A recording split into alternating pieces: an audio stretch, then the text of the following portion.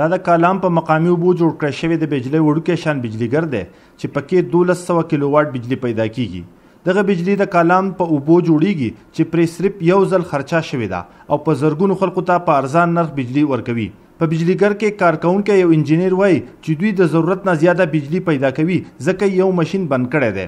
دلته کې موږ سره چې بالکل وسه موږ سره چلیږي 700 کیلو واټ چلیږي او زموږ سره 500 کیلو واټ موږ سره سپیر پرته راځي. و زموږ سره انډسټري دلته سٹارټ شي د موږ سره بیا هم 250 کیلو واټ اضافي موږ سره بجلی ده موږ سره اضافي ده. کالام کې هم دغه رنګه یو بل بجلیګر هم د اوبو په ذریعه روان دی او دغه پروژې د یورپی یونین په مالي مرسته ترسره شوي دي چې اوس یې خیبر پښتونخوا حکومت واک یو غیر دولتي ټولنې ته او د سیمې ولس ته حواله کړی دی. د پروژې کمیټې یو تن وایي چې هم سهولت دی او هم منافع د کالام د ولس په ښېګړه کې خرچ کولی کیږي.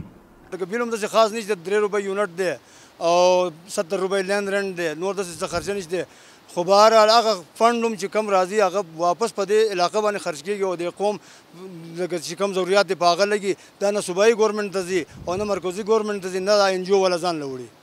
د کالام بازار د ګرمۍ په موسم کې زیاتره خلاص وي او کالام کې په سلګونو هوټلي سیلانیانو ته اسانتیاګانې ورکوي. هم دغه رنګه مقامي خلکو زیاتره روزګار د سیلانۍ صنعت سره تړلی دی. دوی هم وایي چې د بجلی راتلو سره دوی کاروبار ښه شوی دی. او دلته چې کوم دا بجلی بلکې دا د کالام لوکل بجلی ده او کالام چې کوم څومره آبادي ده که هوټل انډسټري ده که کورونه دی دا ټول په دې باندې مونږ د بجلی نه فایده لوګو او ډېر زیات په کم ریټ باندې مونږ ته دا بجلی ملاویږي. خو زموږ بجلی خپله بجلی ده دا د واوړه بجلی نه ده او مونږ ته یونټ هم ارزان دی او مونږ دا اورو چې کته خلکو ته ډېر تکلیف دی ګرمي ده او اتل د 6 غنټې لوډشیډنګ دی دلته هغه شی نشته جی. پوهان وایي که چېرې د کالام په رنګ دغه رنګه وړې د بجلی پروژې په ټول سوات کې ځای په ځای په بهیدونکو اوبو ولګولی شي نو د ټول سوات نه بلکې د خیبر پښتونخوا د بجلی ضرورت پوره کولی شي.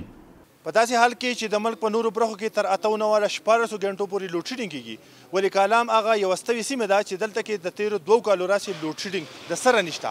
د کیمرامین مهر لیشا سره نیاز احمد خان مشرق ټي وي کالام سوات.